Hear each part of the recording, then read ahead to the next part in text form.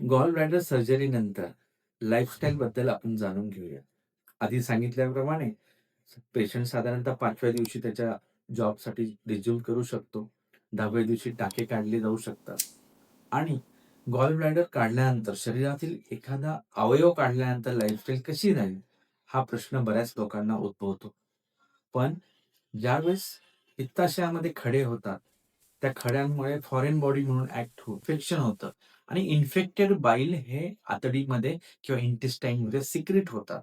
त्याच्यामुळे होणारे डिसएडव्हांटेज हे जास्त असतात आणि पित्ताशय ही फक्त एक बाईलची, ज्याला पित्ताची स्टोअर बँक असते, ती काढल्यामुळे शरीराला कोणतीही इजा होत नसते.